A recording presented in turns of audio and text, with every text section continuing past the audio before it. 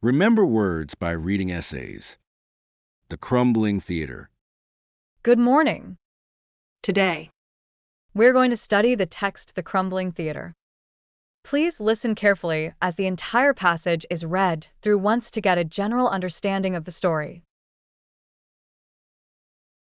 In a far-flung town stood an old theater, once famous for its pomp but now crumbling.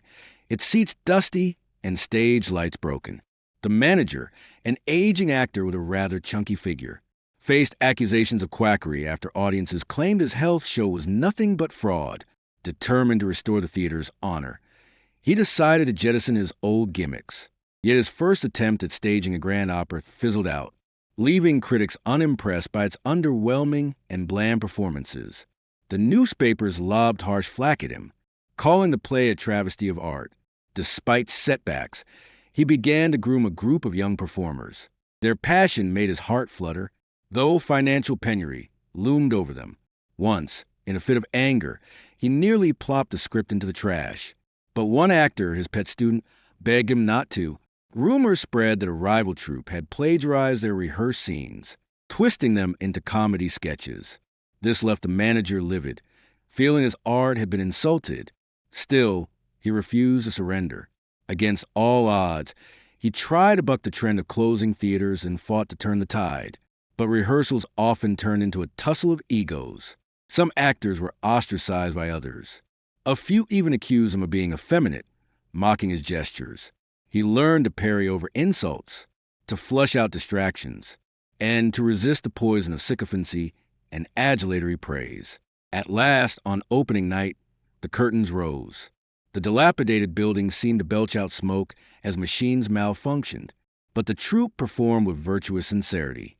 For a moment, the theater became a nexus of art and community again. Though success was modest and not grand, it was enough. The journey, though full of froth and failure, was not a travesty, but proof that even from ruins, dignity could be forged. Next, we will listen to the text again. This time, I will pause along the way to explain some key vocabulary and important phrases to help you better understand the meaning and usage. In a far-flung town stood an old theater. The phrase far-flung describes something located very far away, often in a remote or distant place. In the text, it suggests the town is isolated and not easy to reach. does far-flung only refer to places? Mostly places, but it can also describe things spread over a wide area. Is it similar to remote? Yes, very similar. Both emphasize distance and isolation.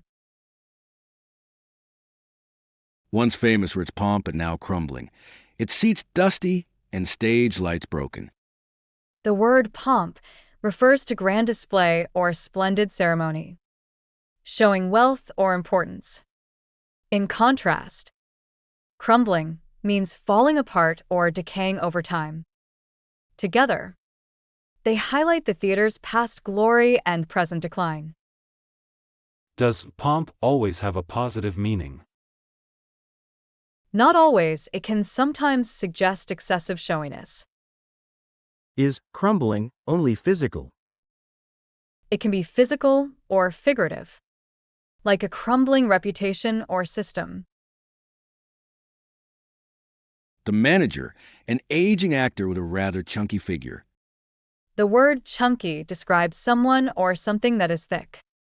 Solid, or somewhat heavy in build. In the text, it describes the manager's rather solid or stocky figure. Is chunky always about body shape? Not always, it can describe objects too, like chunky soup or chunky jewelry. Does it sound rude when talking about a person? It depends on context. Sometimes it's neutral, sometimes affectionate, rarely insulting. Faced accusations of quackery after audiences claimed his health show was nothing but fraud. The word quackery means pretending to have medical skills or giving fake treatments. In the text, The manager is accused of quackery because audiences thought his health show was fraudulent. So it only relates to medicine. Mostly. Yes, it usually refers to dishonest or fake medical practices. Can quackery be used for non-medical scams? Rarely. But sometimes it's used metaphorically for any deceitful or fake claims. Determined to restore the theater's honor, he decided to jettison his old gimmicks. The word jettison means to throw away or get rid of something, often to make progress or lighten a load. In the text, the manager decides to jettison his old gimmicks to improve his theater. Can jettison be used for ideas, not just objects? Absolutely. You can jettison old habits, plans, or beliefs too. Is it a formal word? Yes. It's a bit formal and often used in writing or serious speech. Yet his first attempt at staging a grand opera fizzled out. The phrase fizzled out means something started with energy or promise, but gradually failed or lost momentum. In the text, the manager's grand opera fizzled out, meaning it ended weakly and disappointed audiences. Can it describe events other than shows? Yes, it can describe any plan, idea, or project that loses energy over time. Is it informal or formal? It's more informal and often used in everyday conversation or storytelling. Leaving critics unimpressed by its underwhelming and bland performances. The word underwhelming means not as impressive or exciting as expected. And bland means dull or lacking flavor or interest. In the text, the performances were underwhelming and bland, so critics found them boring and unimpressive. Can bland be used for food too? Yes, that's the original sense. But it's often used for anything dull, like movies or speeches. Are these words negative in tone? Yes. Both suggest disappointment or lack of excitement. The newspapers lobbed harsh flack at him. The verb lobbed means to throw something, often casually or from a distance. The phrase flack at means strong criticism. In the text, newspapers lobbed flack at him, meaning they directed harsh criticism toward him. Is lobbed always physical? Not necessarily, it can be used metaphorically, like throwing comments or criticism. What exactly is flak? Originally anti-aircraft fire, but now it commonly means severe public criticism. Calling the play a travesty of art. The word travesty refers to something that is a false, absurd, or distorted version of something serious or valuable. In the text, calling the play a travesty means critics believed it ruined true art. Is travesty always negative? Yes. It strongly expresses criticism or disapproval. Can it mean something funny?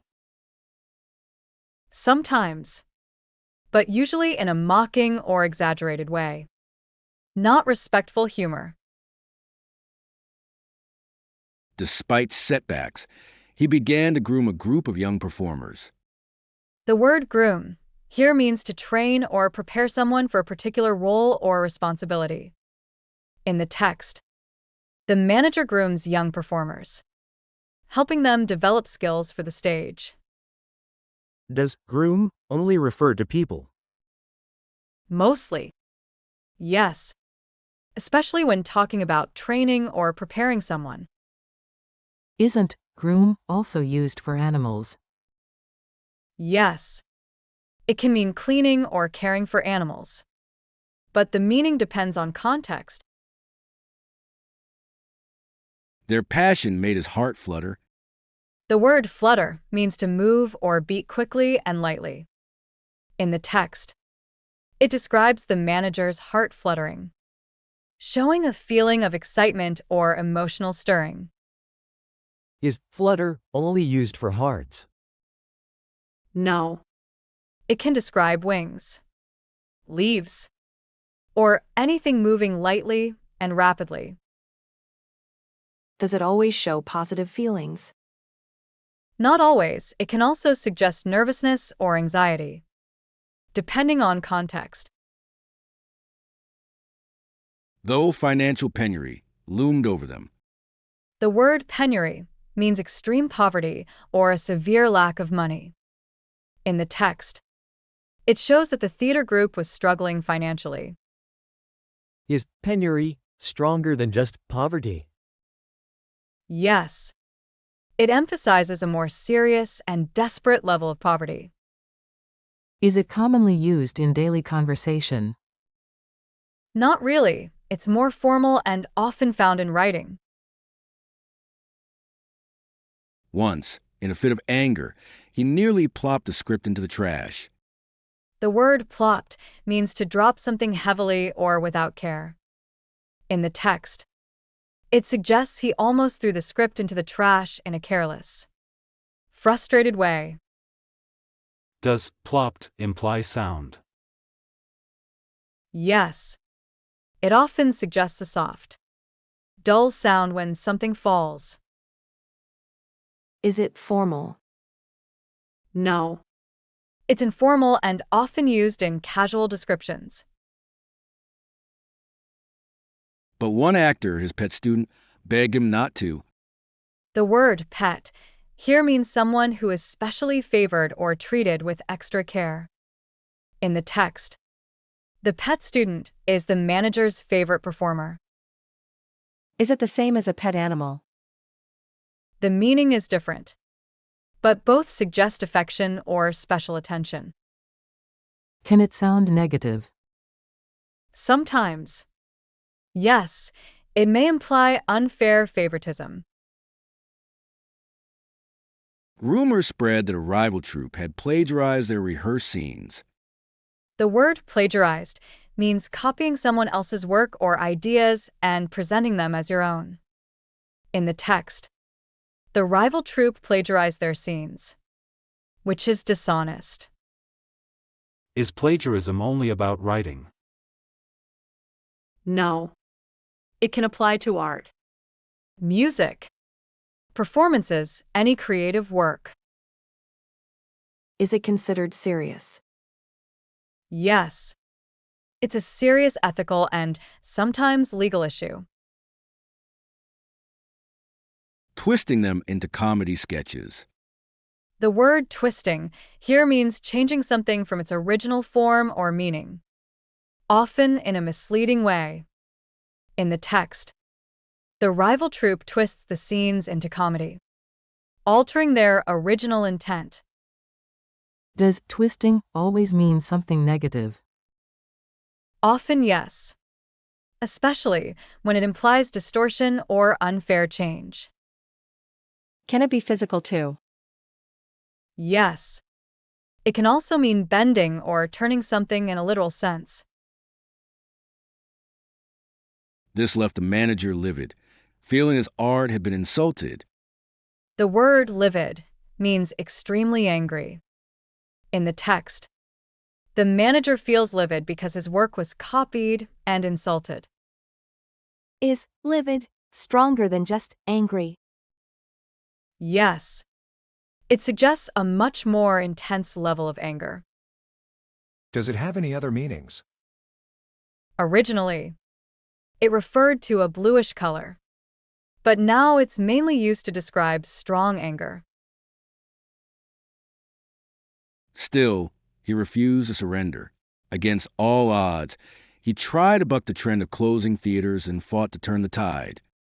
The phrase buck the trend means to go against a common direction or behavior, while turn the tide means to change a situation for the better.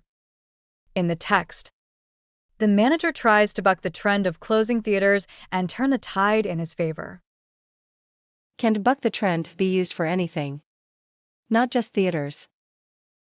Yes, it can apply to fashion, business, or social behaviors, anything common that someone resists.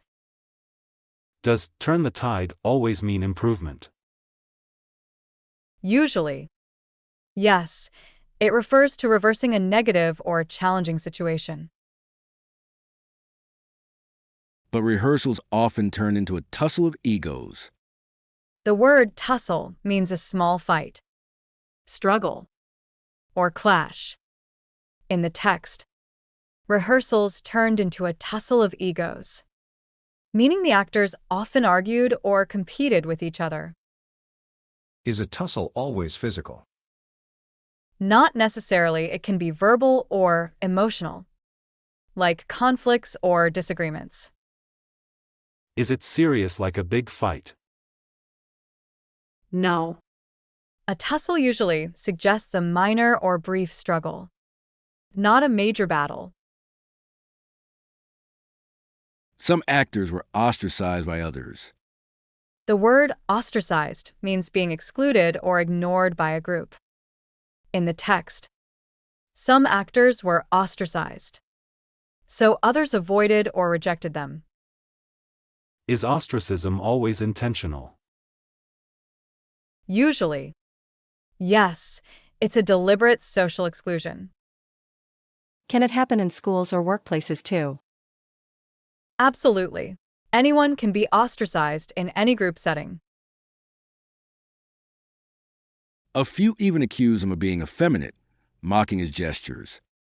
The word effeminate describes a man who is seen as having traits or behaviors traditionally associated with women. In the text, some actors mocked the manager as effeminate because of his gestures. Is calling someone effeminate always an insult? Often, yes, especially when used to criticize or belittle. Can it describe actions? Not just people. Yes, it can describe gestures, voice, or style that seem traditionally feminine. He learned to parry over insults. The phrase parry over means to skillfully deflect or respond to criticism or attacks. In the text, the manager learned to parry over insults, handling them without losing focus. Is it only used for verbal attacks? Mostly, yes, but it can also mean deflecting challenges in general. Is it formal or informal? It's somewhat formal and often used in writing or serious discussion. To flush out distractions. The phrase flush out means to force something hidden to appear or reveal it. In the text, the manager learned to flush out distractions, meaning he removed hidden problems that disturb rehearsals. Can flush out be used literally? Yes, it can mean forcing animals out of hiding, like flushing out birds. Is it always positive? Usually positive or neutral. But it depends on context, it can reveal problems too. And to resist the poison of sycophancy and adulatory praise. The word sycophancy means excessive flattery to gain favor. And adulatory describes praise that is overly flattering. In the text, the manager resists sycophancy and adulatory praise to stay focused on real art. Are these always negative? Yes. They usually suggest insincerity or manipulation. Can adulatory be used in writing too? Absolutely. It's often used to describe reviews, speeches, or comments that are excessively praising. At last, on opening night, the curtains rose. The dilapidated building seemed to belch out smoke as machines malfunctioned. The phrase belch out means to release something suddenly and forcefully, often smoke, gas, or flames. In the text, the theater seemed to belch out smoke as machines malfunctioned. Can belch out be used for liquids too? Yes, it can describe any sudden expulsion of gas, liquid, or even fire.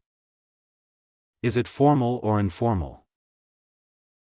It's informal and often used for vivid, descriptive storytelling. But the troupe performed with virtuous sincerity. The word virtuous means having high moral standards or showing goodness. In the text, the troupe performed with virtuous sincerity, meaning they acted with honesty and genuine dedication to their art. Can virtuous describe people too? Yes, it often describes people who behave morally or ethically. Is it the same as perfect? Not exactly. It focuses on moral quality, not flawlessness. For a moment, the theater became a nexus of art and community again. The word nexus means a central point or connection where things come together. In the text, the theater became a nexus of art and community, a place linking people and creativity. Can nexus refer to ideas? Not just places.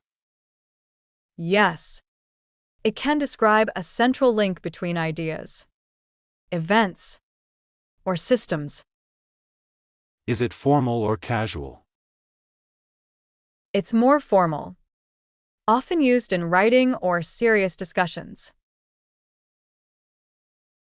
Though success was modest and not grand, it was enough. The journey, though full of froth and failure. The word froth means something trivial, excessive, or insubstantial. In the text, the journey was full of froth and failure, meaning there were many superficial or chaotic moments. Can froth be used literally? Yes, it can describe bubbles on liquid, like froth on beer or coffee. Is it negative when used figuratively? Usually, yes, it suggests something lacking real value or seriousness. Was not a travesty, but proof that even from ruins, dignity could be forged. Next, we will listen to the full text one more time, so you can reinforce your comprehension and see how those words and phrases function in context. In a far-flung town stood an old theater, once famous for its pomp but now crumbling. Its seats dusty and stage lights broken. The manager, an aging actor with a rather chunky figure, faced accusations of quackery after audiences claimed his health show was nothing but fraud. Determined to restore the theater's honor, he decided to jettison his old gimmicks. Yet his first attempt at staging a grand opera fizzled out, leaving critics unimpressed by its underwhelming and bland performances. The newspapers lobbed harsh flack at him, calling the play a travesty of art. Despite setbacks, he began to groom a group of young performers. Their passion made his heart flutter, though financial penury loomed over them. Once, in a fit of anger, he nearly plopped the script into the trash. But one actor, his pet student, begged him not to. Rumors spread that a rival troupe had plagiarized their rehearsed scenes, twisting them into comedy sketches. This left the manager livid, feeling his art had been insulted. Still, he refused to surrender. Against all odds, he tried to buck the trend of closing theaters and fought to turn the tide. But rehearsals often turned into a tussle of egos. Some actors were ostracized by others. A few even accused him of being effeminate, mocking his gestures. He learned to parry over insults, to flush out distractions, and to resist the poison of sycophancy and adulatory praise. At last, on opening night, the curtains rose. The dilapidated building seemed to belch out smoke as machines malfunctioned, but the troupe performed with virtuous sincerity. For a moment, the theater became a nexus of art and community again. Though success was modest and not grand, it was enough. The journey, though full of froth and failure, was not a travesty, but proof that even from ruins, dignity could be forged. That brings us to the end of the lesson. Thank you for your attention. And I hope this session has helped you gain a clearer understanding of the text.